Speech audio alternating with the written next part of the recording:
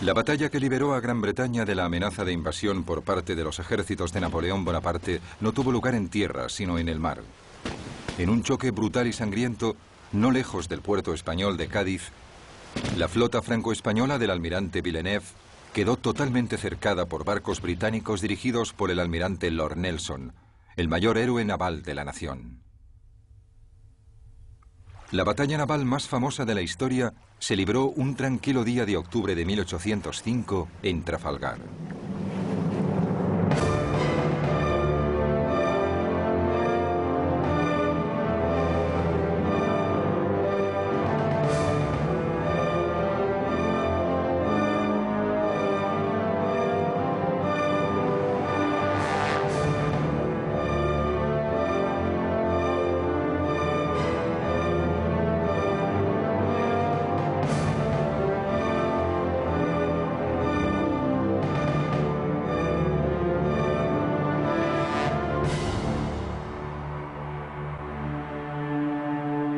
Trafalgar.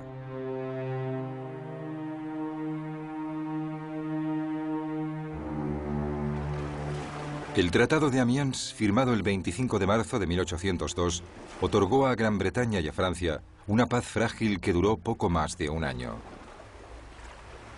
Napoleón detestaba a los británicos, cuya victoria en la batalla del Nilo en 1801 había echado por tierra sus planes para Oriente Medio. Además, el tratado fue apenas un intervalo entre guerras, durante el cual el emperador reconstruyó su armada y urdió minuciosos planes para invadir Inglaterra. Cuando las hostilidades entre los dos países volvieron a comenzar en 1803, Napoleón había construido ya una impresionante armada, por lo que el temor británico a una invasión francesa crecía día a día. El clamor público británico para que se diese una respuesta tangible al renovado militarismo francés hizo que las defensas terrestres del país fueran mejoradas significativamente, y Gran Bretaña, al igual que la Francia de Napoleón, también empezó entonces a reforzar su armada. En 1803 se unieron a ella otros 20.000 hombres, muchos de ellos reclutados obligatoriamente en la marina mercante. Y en un frenesí constructor se botaron 80 nuevos barcos de guerra en un período de apenas 12 meses. Aunque no se hubiera producido este rápido aumento de su flota, a principios del siglo XIX Gran Bretaña ya poseía la armada más profesional del mundo, formada por marinos experimentados y disciplinados, ejercitados por un entrenamiento de primer orden que los convertía en una formidable fuerza de combate. Hay varias maneras de juzgar la eficacia de una armada. Y creo que deberíamos empezar por echar un vistazo a los oficiales. Los oficiales de la Marina Real se conocían entre ellos desde hacía mucho tiempo. En realidad, habían empezado juntos como aspirantes a oficiales a los 10, 11 o 12 años de edad. Y cuando se convertían en capitanes, llevaban ya unos 30 años en el mar. Eso quería decir que había un cuerpo de oficiales con una gran experiencia como marinos y mucha habilidad con la artillería. Los franceses, por el contrario, acababan de pasar por una revolución y casi todos sus aristócratas habían sido guillotinados. Y la Marina Real francesa anterior a la revolución había sido una organización muy aristocrática. Todos los que tenían alguna vinculación con la nobleza habían huido del país para evitar ser guillotinados o sufrir cualquier otro de los castigos a los que se sometía a los representantes del antiguo régimen, como se denominaba. El almirante Villeneuve, como sus oficiales superiores, pertenecían al segundo o incluso al tercer nivel de comandantes navales franceses. Y esto, que en lo más alto de la jerarquía no era bueno, se repetía en todos los estratos hasta el más bajo. Las tácticas navales bélicas británicas y francesas eran muy distintas. Las francesas durante la batalla solían ser defensivas, para limitar el daño que se pudiera infligir a sus barcos e incrementar sus posibilidades de huida, en lugar de luchar por una victoria decisiva. Cuando los franceses se dieron cuenta de que no podían medirse en combate con la Marina Real, decidieron intentar inmovilizar a los barcos británicos. En el momento del ataque, un artillero francés disparaba mientras el barco se aproximaba, lo que significaba que dicho artillero disparaba contra las jarcias enemigas. Por lo tanto, los franceses siempre disparaban para evitar el movimiento de sus enemigos, mientras que los británicos disparaban a los cascos de los barcos enemigos para intentar hundirlos. La Marina Real había conservado la tradición de utilizar armas que fueran principalmente asesinas de barcos. Y estas llegaron a su apogeo con el Carignan, un arma que parecía un enorme mortero. Estas armas se fabricaban en la ciudad escocesa de Carin, por eso se llamaban Carignan. En la Marina Real también se las conocía como aplastadoras, y los franceses las llamaban armas del diablo por los daños que podían infligir. Se disparaban a poca distancia de los barcos enemigos. Y disparaban proyectiles de 30 kilos. Eran armas muy potentes, pero alcanzaban poca distancia. Ese fue el primer cañón que se disparó desde el Victory en la batalla de Trafalgar.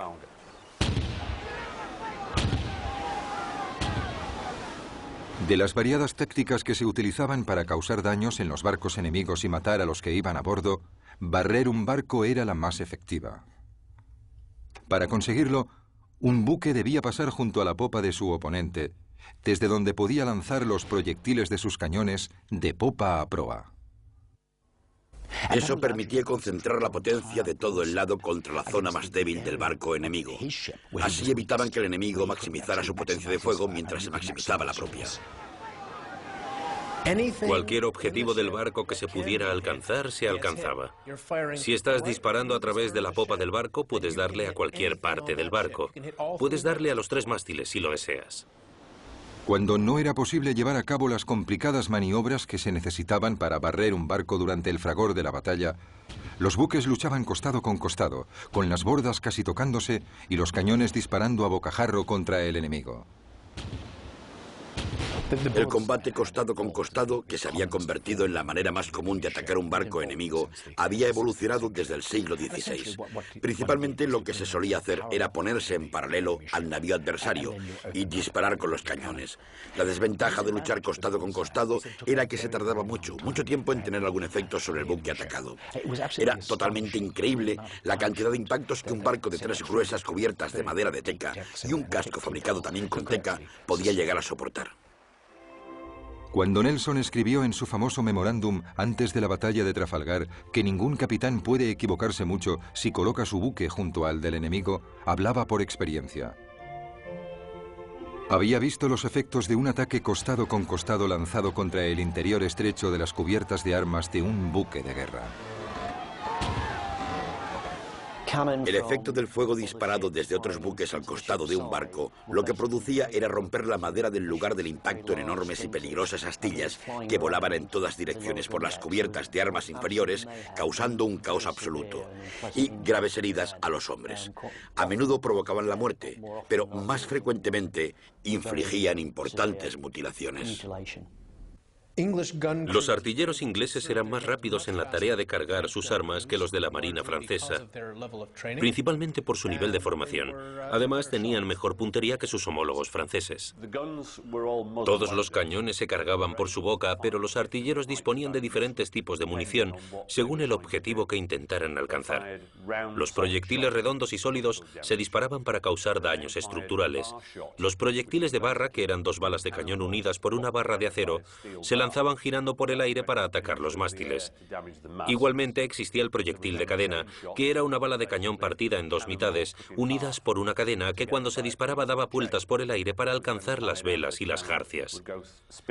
Y finalmente estaba lo que se llamaba proyectil de racimo, que era un paquete formado por 9 balas de cañón de 1 kilo, envueltas juntas con lonas y cuerdas. Esta era como un arma antipersona porque cuando se disparaba, la lona y las cuerdas se quemaban y entonces se liberaban las pequeñas balas que barrían la cubierta del enemigo. Normalmente este tipo de arma se disparaba contra grupos de abordaje en las cubiertas enemigas. Los británicos eran unos enemigos particularmente temibles cuando abordaban un barco. En una famosa ocasión, los 50 hombres que formaban la tripulación del Speedy consiguieron dominar y vencer a los más de 300 marineros de un navío francés. Más frecuentemente, sin embargo, Los barcos izaban bandera blanca y se rendían antes de que el combate cuerpo a cuerpo tuviera lugar. El combate cuerpo a cuerpo durante las acciones de abordaje, por ejemplo, era brutal. Y en estas luchas cuerpo a cuerpo se usaba lo que fuese para infligir heridas al enemigo, ya fuera una daga, un hacha, un mosquete, una bayoneta, lucios de abordaje, palos o trozos de madera. Cualquier cosa que se pudiese empuñar o con la que se pudiese golpear a otro hombre se utilizaba para intentar hacerse con el control del barco enemigo.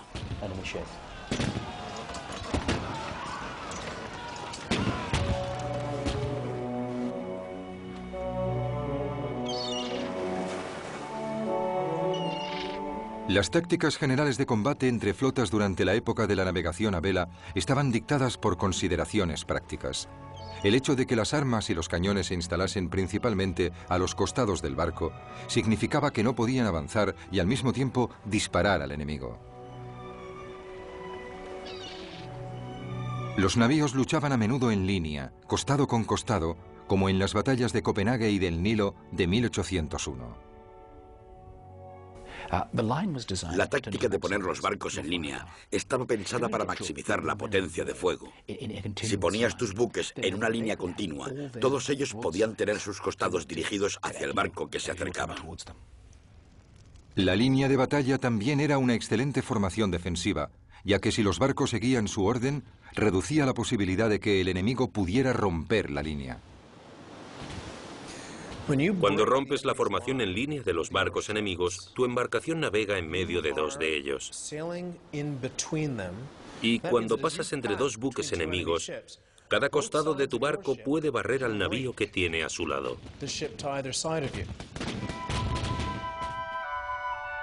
Desde 1803, Napoleón había estado reuniendo a sus ejércitos en Boulogne, esperando el momento adecuado para atacar Inglaterra. Pero habían transcurrido ya 2 años y la ocasión aún no había llegado, por lo que los campamentos se habían convertido en poblados semipermanentes. Uno de los problemas de tener una flota inactiva es que la tripulación va perdiendo sus capacidades marinas y bélicas. Entrenarse en un puerto no puede compararse a un entrenamiento en alta mar. No hay modo alguno de compararlos. Otro de los problemas de estar en puerto continuamente es que se producirán deserciones. La tripulación se marchará a tierra firme o decidirá que está hastiada y que quiere irse. A otros les complacerá estar en puerto, empezarán a relacionarse con la gente de la ciudad y se emborracharán. Generalmente se volverán descuidados, gordos y muy perezosos. Hay que comparar el estado de los franceses y de los españoles en el puerto de Cádiz con el de los miembros de la Marina Real Británica, tras 22 meses de incansable entrenamiento en sus buques hostigados por las tormentas. Con cada semana que transcurría, Napoleón se iba impacientando más, porque sus planes se veían obstaculizados y frustrados por Sir William Cornwallis, cuyos buques bloqueaban todos los puertos entre Brest y el Ferrol.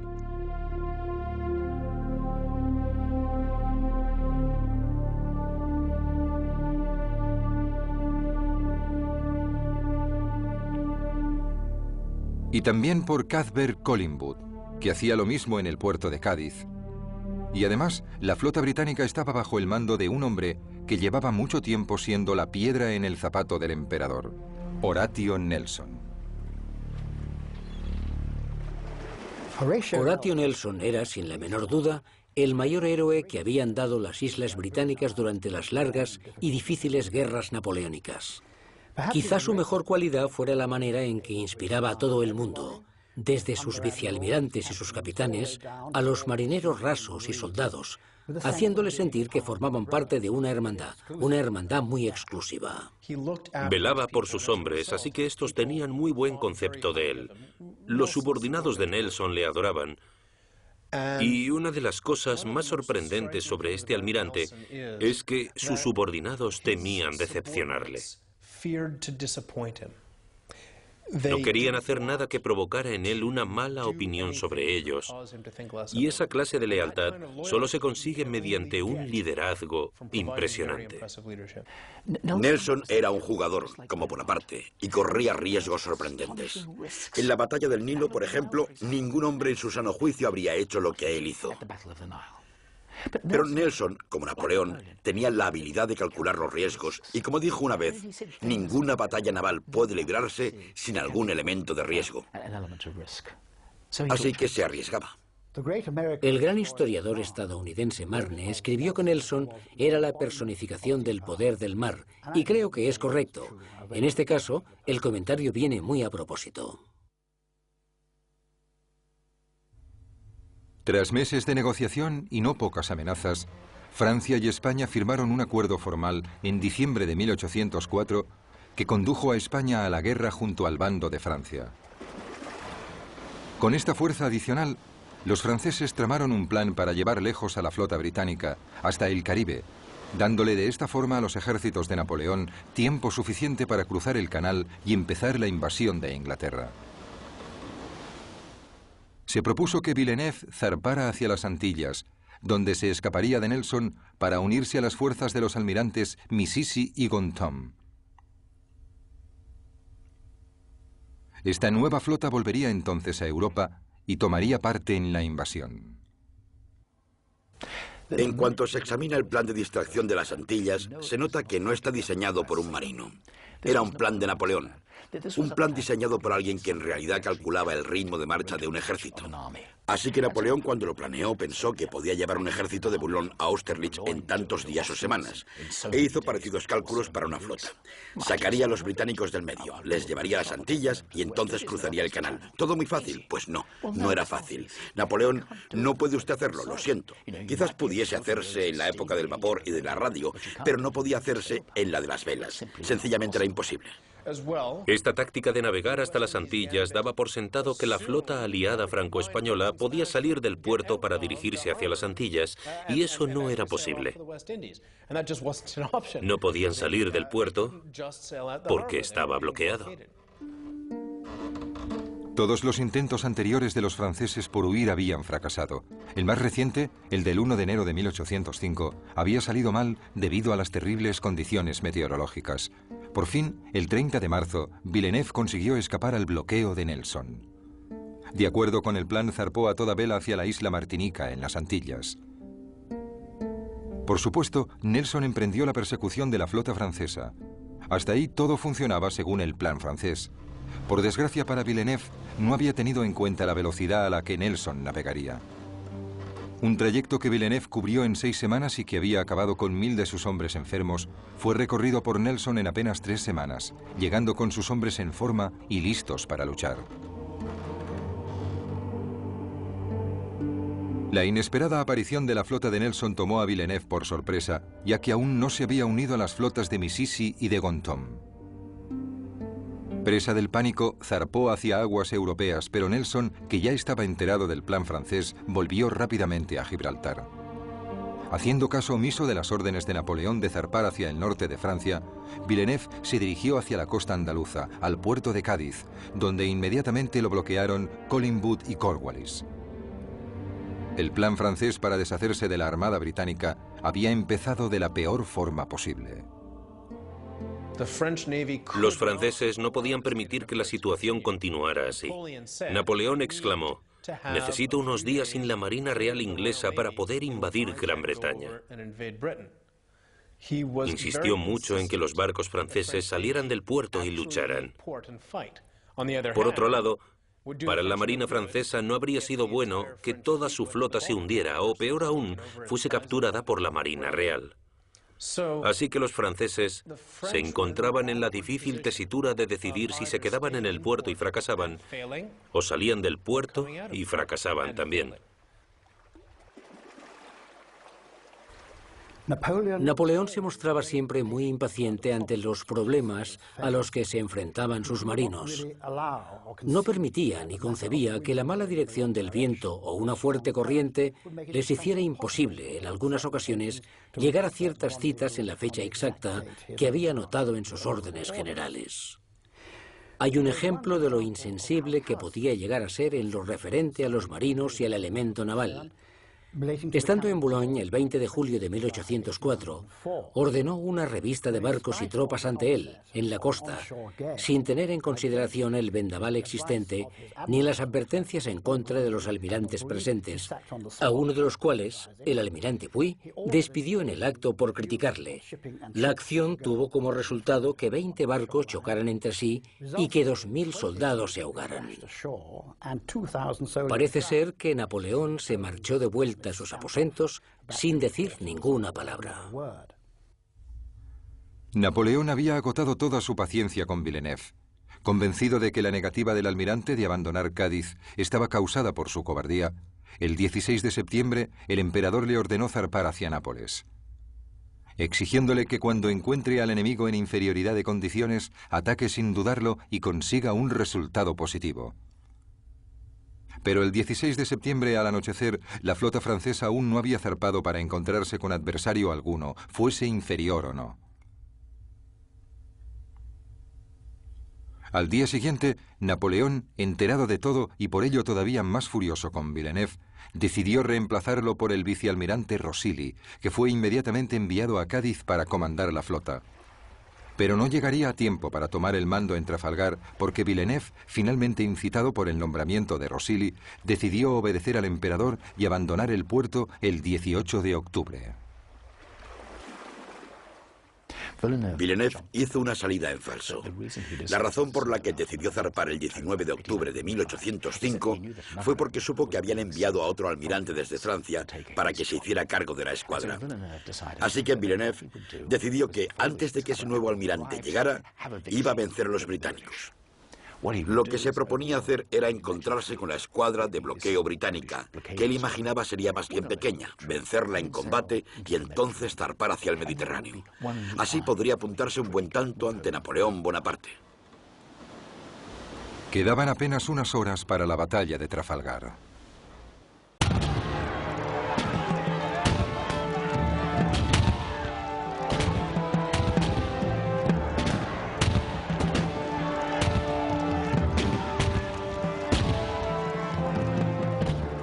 Nelson se dio cuenta de que habría un gran número de barcos importantes en cada flota y decidió que para ganar con claridad y para hacerlo antes de que terminara el día, tenía que proceder de forma totalmente diferente a cuanto se consideraba normal en esa época. Y se le ocurrió la táctica de atacar perpendicularmente la línea de la flota franco-española. Nelson organizó a su flota en dos columnas y se dispuso a dirigirse directamente hacia la línea franco-española. Esto iba en contra de los procedimientos bélicos convencionales. Significaba que durante un tiempo las dos columnas británicas estarían totalmente expuestas a las andanadas de la flota enemiga. Pero también significaba que, si sobrevivían a ello, podrían romper la línea aliada. Iban directos hacia la línea de la escuadra aliada.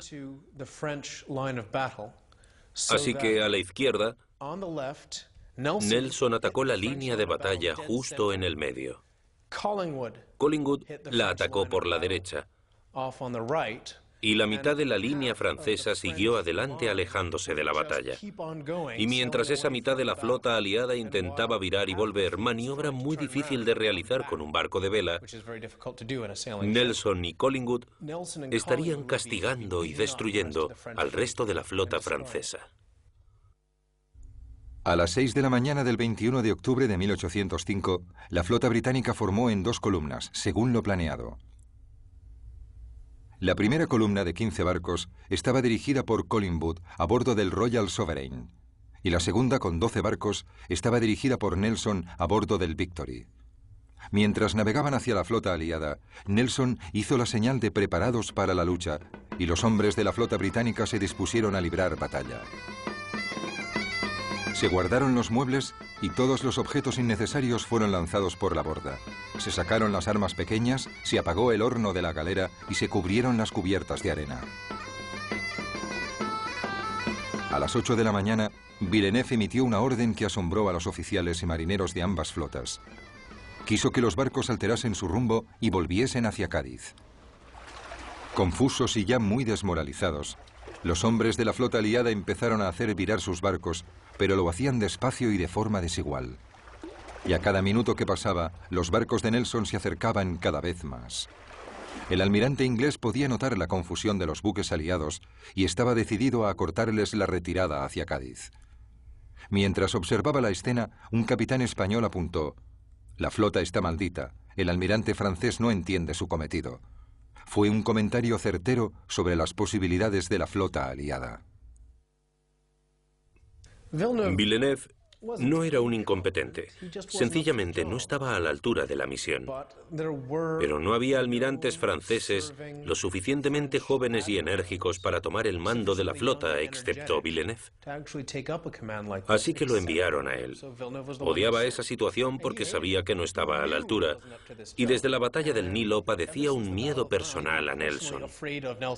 Cuando se estudia la figura de Villeneuve, se tiene la sensación de que por la noche se despertaba gritando que Nelson iba a por él. Lord Nelson le causaba pavor. No obstante, era lo mejor que tenían los franceses. Si Villeneuve hubiera servido en la Marina Real con tripulación británica, en un navío británico, habría estado al mismo nivel que muchos tenientes de Nelson. Pero no era así. Servía en la Marina francesa y tenía que realizar su misión lo mejor posible con los materiales de que disponía.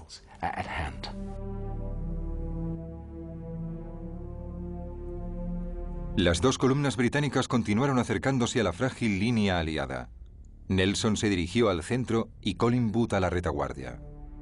Incluso entonces, la astuta mente táctica de Nelson buscaba la forma de ganar ventaja sobre su enemigo. Les atacaré inmediatamente, si puedo, a un tercio del barco de cabeza. Creo que eso sorprenderá y confundirá al enemigo. Nos llevará a una batalla desordenada, y eso es lo que quiero. Situó al Victory donde quería. El Victory era su buque insignia, así que decidió que sería el que dirigiera su columna, y por ello sería el que se encontraría en la posición más difícil, más precaria y más vulnerable al ataque de la línea aliada. Mientras se aproximaban, el capitán Hardy, el capitán del Victory, le preguntó a Nelson: «¿Por dónde quiere que cruce, señor?». A lo que Nelson respondió: «No me importa, apunte al barco más cercano». A las 11:25, Nelson dio la famosa señal. Inglaterra espera que cada hombre cumplirá con su deber, que fue recibida con vítores desde los navíos británicos. Parece que esa indicación debía causar una gran emoción en toda la flota, y en algunos barcos así fue, siendo recibida con vítores. Pero en el Royal Sovereign, el comandante Collingwood, el segundo al mando de Nelson, se molestó mucho. Y parece ser que al leerla dijo: «Ojalá Nelson dejara de enviar esas indicaciones. Sabemos perfectamente lo que tenemos que hacer». A las 12:20, Nelson dio la señal final que decía: «Pretendo forzar o atravesar la línea enemiga para evitar que vuelvan a Cádiz».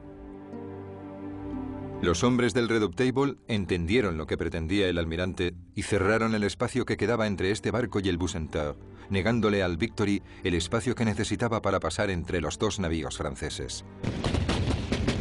El Victory quedó bajo el fuego de los costados del Redoutable y del Santísima Trinidad. Y como no había llegado aún a la línea, no les pudo devolver los disparos. El Victory sufrió graves daños. La mayor parte del trinquete desapareció y la mitad del mástil principal quedó destrozado, así que el Victory perdió gran parte de su capacidad de navegación. Mientras tanto, al sudeste de Nelson y del Victory, el Royal Sovereign de Collingwood se convirtió en el primer buque británico en llegar a las líneas enemigas. A pesar de estar expuesto al fuego adversario, atacó al buque insignia español, el Santa Ana, que entonces era el mayor buque de guerra del mundo. El Royal Sovereign no disparó hasta situarse junto a su oponente, y entonces lanzó una terrible andanada a bocajarro contra el Santa Ana, causándole grandes daños y muchas bajas. Fue un gran éxito para Collingwood y para la flota británica, pero como contrapartida, el Royal Sovereign recibió rápidamente el ataque del San Justo y el San Leandro. Solo la oportuna llegada del Belil del capitán Harwood y del Mars y del Tonan poco después lograron que los barcos aliados se alejaran. El Royal Sovereign continuó su despiadada descarga de artillería contra el buque insignia español hasta que a las 2:15 de la tarde, con los 3 mástiles destrozados, el Santa Ana se rindió a Collingwood. 340 marineros españoles habían muerto o resultado heridos durante el ataque. El Royal Sovereign también se encontraba muy dañado, con 141 hombres muertos o gravemente heridos esparcidos sobre las cubiertas.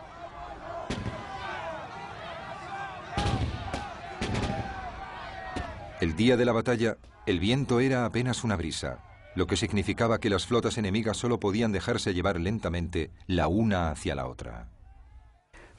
Esta falta de viento tuvo un importante efecto en la forma en que se libró la batalla de Trafalgar. Primero estaba la columna de Collingwood, a la derecha, que había entrado en acción y estaba en plena lucha 1 hora antes de que Nelson, en la columna de la izquierda, hubiera empezado a combatir. En realidad, se dejaban llevar por el suave viento hacia la flota enemiga, con escasas posibilidades de controlar su velocidad y su avance. En todo caso, casi todos los barcos habían izado sus velas de batalla, reduciendo velamen antes de lanzarse al ataque. Así que podían hacer muy poco, y esto fue lo que dictó las distintas fases de la batalla. Mientras avanzaba lentamente, el Victory, gravemente dañado, recibía los ataques del Redoutable y del Bucentaure. Y con 50 bajas, aún no podía abrir fuego.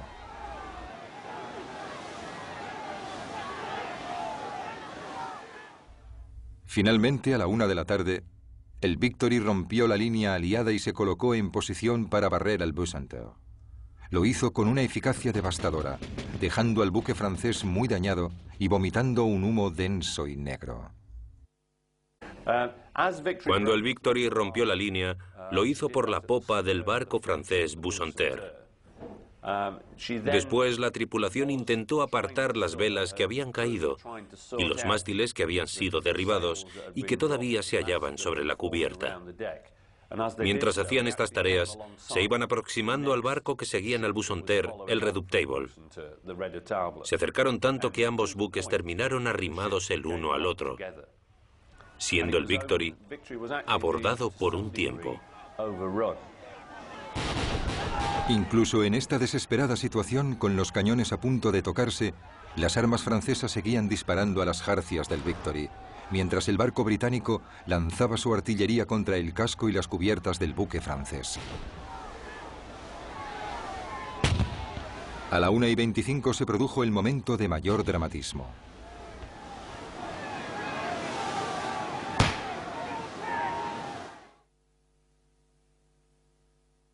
Cuando el fuego enemigo alcanzó a Nelson, este iba y venía nerviosamente por el castillo de popa junto a Hardy.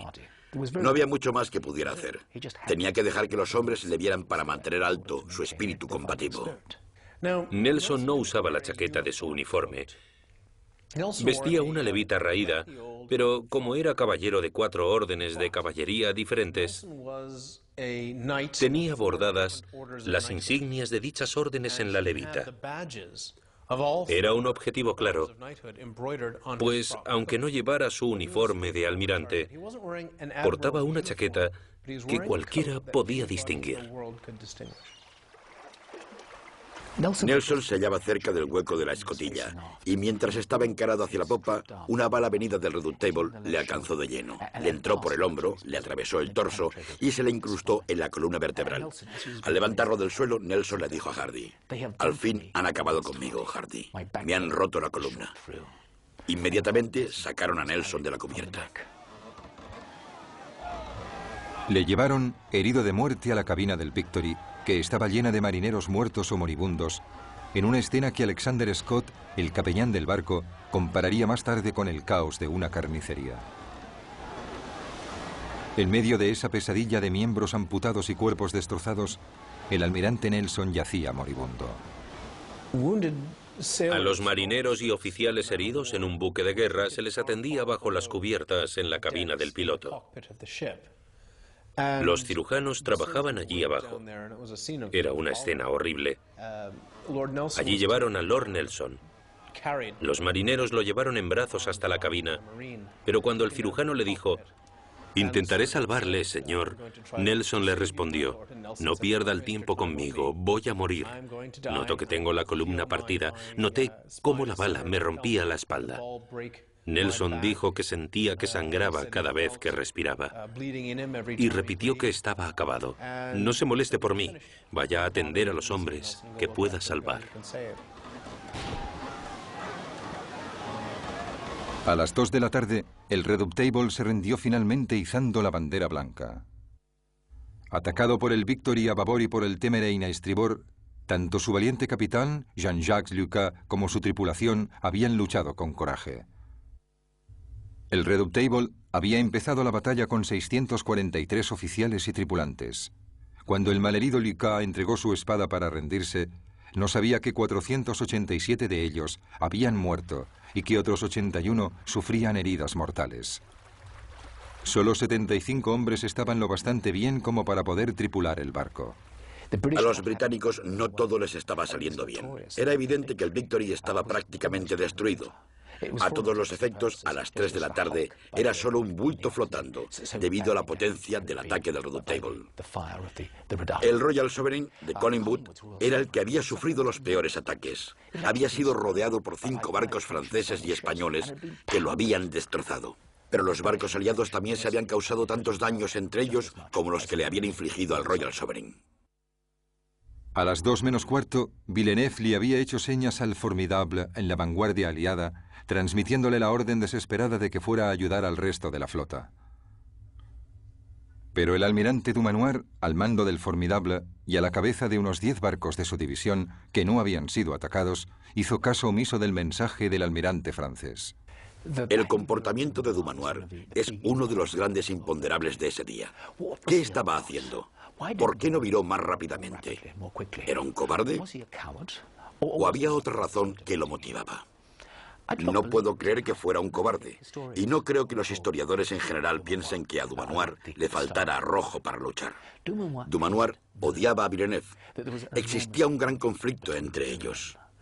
Eran rivales desde hacía años y Dumanoir sabía perfectamente lo que intentaba hacer Villeneuve con el Victory para ascender de categoría y continuar con su oposición a Napoleón Bonaparte. Sabía que habían enviado a otro oficial para comandar la flota franco-española y que Villeneuve se había lanzado a la batalla solo para escalar profesionalmente. Hasta las 2:30 de la tarde no viró para acercarse al combate, pero en ese momento ya solo quedaban 5 barcos aliados. El Rayo, el Francisco de Asís y el Eros, que se dirigían rumbo al norte, alejándose de la batalla tanto como podían, mientras que el San Agustín y el Intrepid habían tomado por propia iniciativa la decisión de dirigirse hacia la batalla. Dumanoir apenas tenía viento para virar rápidamente. Cuando finalmente logró hacerlo, seguía sin haber suficiente viento para lograr acercarse con rapidez al escenario de la batalla. Así que se desplazaba lentamente porque, como se trataba de barcos de vela, sin viento no avanzaban. Solo soplaba una suave brisa y Dumanoir tenía que dirigirse tan raudo como fuera posible hacia la batalla. Pero no podía hacerlo. La reducida división de Dumanoir llegó finalmente 3 horas después de que hubiera empezado la lucha. Y no lo hizo con facilidad. El Mont Blanc y el Intrepid consiguieron navegar el uno hacia el otro, mientras que el Neptuno fue atacado por el Minotaur y por el Spearhead, que le disparó hasta que se rindió a las 5:10. A las 3 de la tarde, Dumanoir atacaba al Spearhead y al Minotaur, produciéndose un auténtico caos. Había mucha lucha, muchas balas yendo y viniendo, muchos buques combatiendo, con grupos de abordaje pasando de un barco a otro, y no había manera alguna de saber cómo acabaría la batalla. El propio Dumanoir se llevó los navíos restantes lejos del alcance de la flota británica. A las 4:15 de la tarde, tras sufrir nuevos ataques por parte del Leviathan, el Bucentaure, con Villeneuve a bordo, izó la bandera blanca. Había sufrido tantos daños y pérdidas que apenas un oficial y 5 hombres se rindieron al capitán del Conqueror. El Leviathan también logró acabar con el San Agustín, que perdió casi 400 hombres. En cambio, solo 26 hombres del Leviathan murieron o resultaron heridos. El diario de a bordo del HMS Victory describe que el fuego parcial continuó hasta las 4:30 de la tarde. Sin que se le informase de la victoria, el honorable Lord Vizconde Nelson Cabé murió a causa de su herida. Tras casi 3 horas, al almirante se le había escapado finalmente la vida en el momento de su victoria más importante. El barco donde murió es hoy un altar dedicado a su memoria. La muerte de Nelson es una de las muertes mejor documentadas de todos los tiempos. Está en el inconsciente colectivo de los británicos. Todo el mundo sabe que las últimas palabras de Nelson, o unas de las últimas palabras que dijo, fueron «Bésame, Hardy». Se conocían de toda la vida. Era como un hermano que abandonara a sus hermanos. Y había vivido lo suficiente para dar órdenes al principio de la batalla. Una de las últimas órdenes que dio antes de luchar fue que todo el mundo anclara en cuanto acabase la batalla para que la flota no se dispersase. Esa orden se llevó a cabo justo después de su muerte. Durante la batalla, cuando dispararon a Nelson, este ordenó que le cubrieran la cara mientras le llevaban a la cabina para ser atendido. Incluso entonces sabía que su figura daba mucha moral a la Marina Real y no quería reducir la eficacia en la lucha del Victory. Así que pidió que le pusieran un pañuelo sobre el rostro.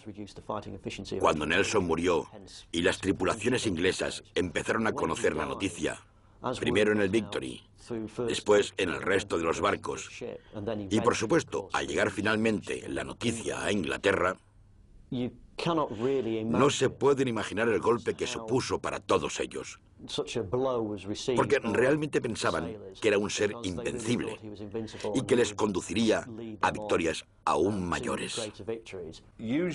Normalmente, cuando los británicos se enteraban de alguna gran victoria, lo celebraban por todo lo alto. Se disparaban armas en los parques y en la Torre de Londres. Sin embargo, esta vez se produjo un gran sentimiento de pérdida porque Nelson había muerto. No fue una celebración alegre. Sentían que aunque hubiesen logrado una gran victoria y gran parte de la flota franco-española hubiese sido capturada o se hubiese hundido, habían sufrido un daño irreparable porque Nelson, su héroe, había muerto. La batalla de Trafalgar terminó a las 6:15, cuando el buque imperial francés Aquile desapareció en una enorme explosión que aniquiló a casi 500 hombres. Fue el último acto sangriento de un día horrible, y en toda la flota empezó el terrible y solemne proceso de reparar los barcos y curar los cuerpos destrozados. La flota francesa y española perdió más de 4.400 hombres y acabó con 2.500 heridos. Es un cálculo aproximado de la flota aliada. La Armada Británica perdió a 449 hombres, más o menos un 10% de los muertos de la flota franco-española. Y acabó con 1.200 heridos. Más o menos la mitad de los heridos de la flota aliada. En gran parte se debió a que los artilleros británicos disparaban a los cascos franceses, así que había muchas astillas volando en dichos barcos y matando gente, mientras que los franceses intentaban inmovilizar los barcos ingleses con su artillería y disparaban a las velas y a las jarcias para conservar el barco y llevárselo como botín, por lo que no mataron a tantos marineros británicos. Los ingleses inicialmente se llevaron 17 barcos franco-españoles como botín. Un barco explotó de manera espectacular y la noche del 21 de octubre estalló una tormenta que hizo perder 13 más. Así que el botín total fue de apenas 4 barcos. De los 27 buques británicos que habían entrado en combate, casi la mitad estaban fuera de servicio la noche del 21 de octubre. Así que no fue una victoria fácil. Los franceses y los españoles habían luchado muy duro y habían causado grandes daños en los barcos de la Marina Real. Después de Trafalgar, el Victory quedó seriamente dañado. Lo repararon y continuó en activo hasta 1812. Durante el periodo comprendido entre 1808 y 1812, lo comandó el almirante Simerez en el Báltico.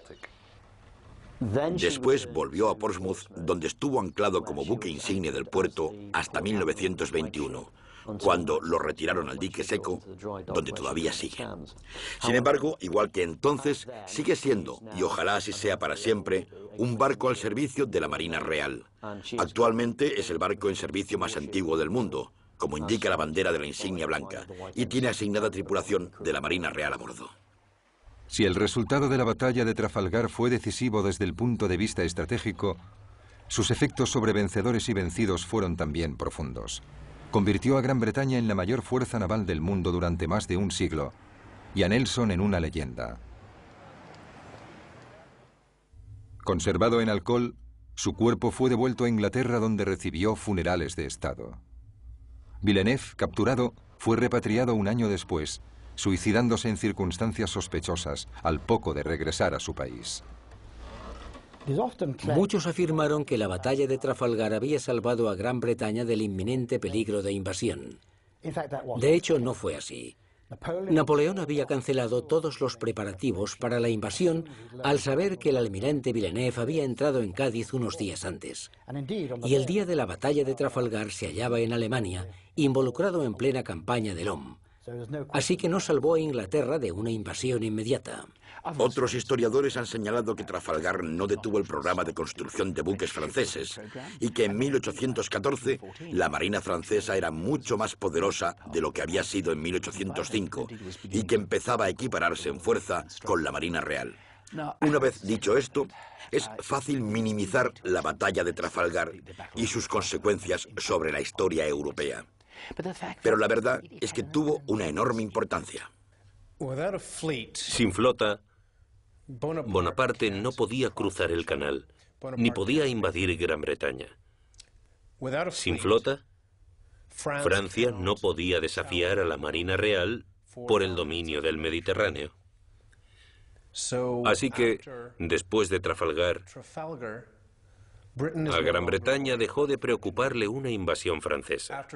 Después de Trafalgar, el mar Mediterráneo se convirtió en un lago inglés. Después de Trafalgar, Francia se convirtió en una potencia únicamente continental, lo que quiere decir que no podía conquistar más colonias en ultramar ni recibir productos de esas colonias. Tenían que apoyarse únicamente en los recursos que tenían en Europa.